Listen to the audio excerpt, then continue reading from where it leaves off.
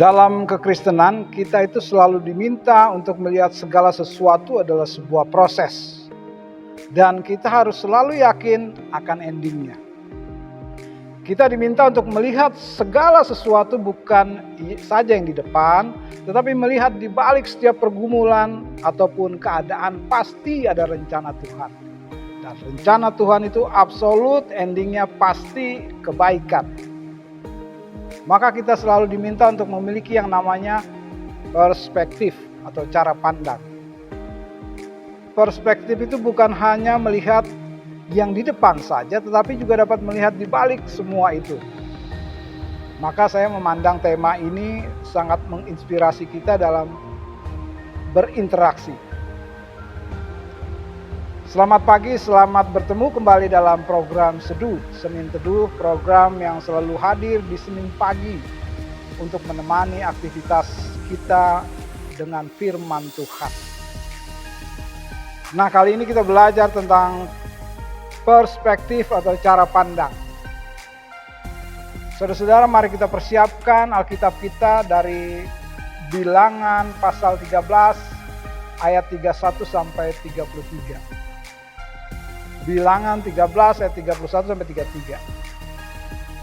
Saya bacakan. Tetapi orang-orang yang pergi ke sana bersama-sama dengan dia berkata, kita tidak dapat maju menyerang bangsa itu karena mereka lebih kuat daripada kita. Juga mereka menyampaikan kepada orang Israel kabar busuk tentang negeri yang diintai mereka dengan berkata, negeri yang telah kami lalui untuk diintai adalah suatu negeri yang memakan penduduknya. Dan semua orang yang kami lihat di sana adalah orang-orang yang tinggi-tinggi perawakannya. Juga kami lihat di sana orang-orang raksasa, orang enak yang berasal dari orang-orang raksasa.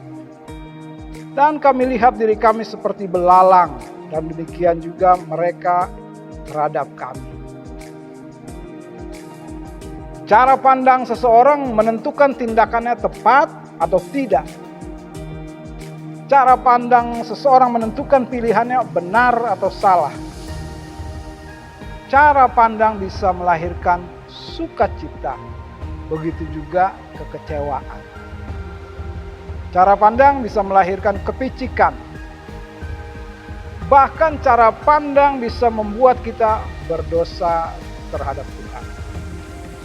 Saudara-saudara yang dikasihi Tuhan, 12 pengintai yang diutus untuk melihat beberapa daerah yang akan dimasuki oleh bangsa Israel terkait penggenapan rencana Allah melahirkan dua cara pandang yang berbeda. 10 orang pengintai mengkreat cara pandang yang pesimis. Sedangkan 2 orang, yakni Yosua dan Kaleb, mengkreat cara pandang yang optimis, cara pandang yang prospektif. Nah, saudara-saudara, ada 2 cara pandang tadi, mana yang kita pilih?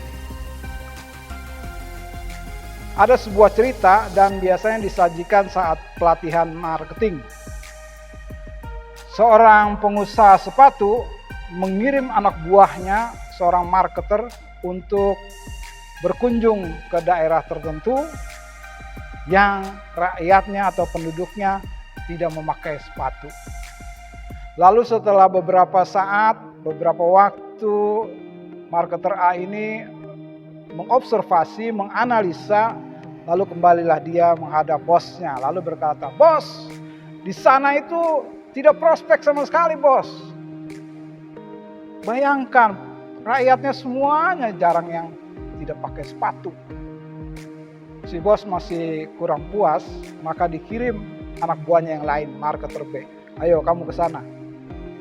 Nah, si marketer B ini berkunjung ke daerah tersebut dan melakukan observasi, menganalisa di daerah tersebut.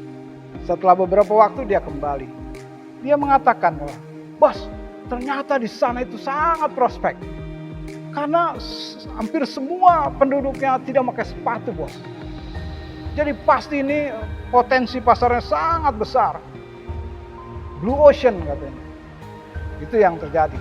Nah, saudara-saudara, kita bisa lihat bagaimana ada cara pandang yang berbeda. Cara pandang menentukan masa depan. Cara pandang menentukan sikap hati. Cara pandang bisa menentukan tindakannya tepat atau tidak. Tadi yang bos pengusaha sepatu melihat anak buahnya ada dua cara pandang yang berbeda. Nah, saudara-saudara masih ingat perumpamaan Yesus tentang talenta? Si tuannya memberi talenta 5, 2, dan 1 kepada 3 hambanya.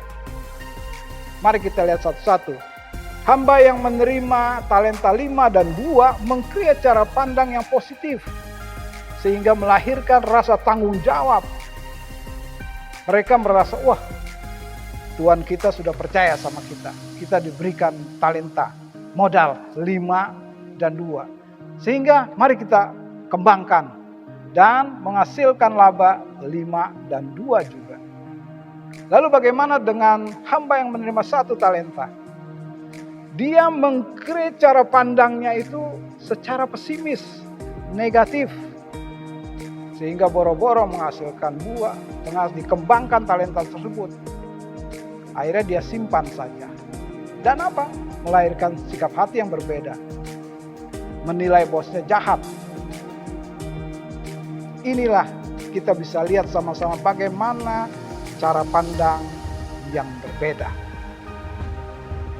Nah, saudara-saudara, mari kita kembali pada cerita tentang 12 pengintai yang ditugaskan Musa. Tentu kita sepakat ya bahwa cara pandang Yosua dan Kaleb lah yang harus kita contoh. Perspektif positif, perspektif optimis. Lalu bagaimana caranya agar kita memiliki cara pandang yang positif? Saya mencatat ada 2 syarat untuk kita mampu melihat, mempunyai cara pandang yang positif. Yang pertama, patuh dan taat akan perintah Tuhan. Jangan seperti bangsa Israel yang tegar tengkuk dan cenderung tidak taat. Padahal sudah mengalami banyak mukjizat dan pertolongan Tuhan. Tetapi toh mengeluh. Tetapi toh mengumpat.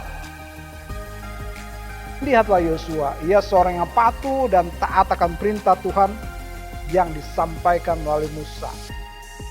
Sehingga Yosua dan Kaleb lah yang mampu masuk ke tanah perjanjian.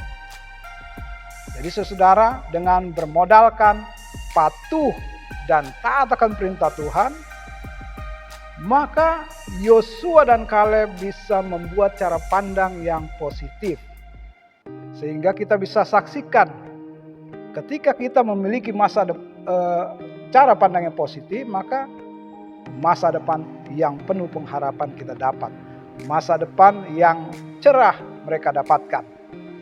Syarat yang kedua, berjalan dengan iman. Yosua dan Kaleb memiliki iman kepada Tuhan. Ketaatan dan kepatuhan kepada Allah yang mereka sembah melahirkan iman. Saudara-saudara, jika kita punya iman, maka ketika melihat ada penghalang di depan, maka kita juga yakin Tuhan akan memberikan kemampuan untuk menyingkirkan halangan tersebut. Saat kita hadapi persoalan yang seolah-olah tidak ada jalan keluar, maka ketika kita punya iman, maka pasti Tuhan akan memberi jalan keluar. Maka selalu berjalan dengan iman. Ketika kita berjalan dengan iman, maka pasti absolut kita mampu mempunyai cara pandang yang positif.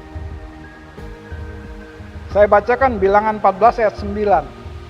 Hanya janganlah memberontak kepada Tuhan, dan janganlah takut kepada bangsa negeri itu, sebab mereka akan kita habisi, yang melindungi mereka sudah meninggalkan mereka.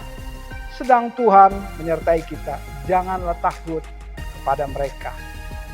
Ini adalah pernyataan iman Yosua dan Kaleb yang membuat bangsa Israel akhirnya berani dan optimis. Jadi sekali lagi, saudara-saudara, milikilah cara pandang yang positif. Cara pandang yang positif itu lahir dan kita mampu melakukannya ketika kita taat dan patuh akan perintah Tuhan dan kita mau berjalan dengan iman. Tuhan berkati. Mari kita berdoa. Allah Bapa yang Maha Kasih, Maha Baik, kami bersyukur berterima kasih di pagi ini kami boleh membaca firman Tuhan, kami boleh merenungkan firman Tuhan. Dan di pagi ini kami boleh belajar tentang cara pandang yang positif. Mampukanlah kami di hari ini untuk melangkah dengan firman Tuhan. Kami boleh dibekali untuk memiliki cara pandang yang positif. Sehingga dalam berinteraksi dengan sesama, kami tidak baperan, kami tidak tersinggungan. Namun kami memiliki cara pandang yang positif.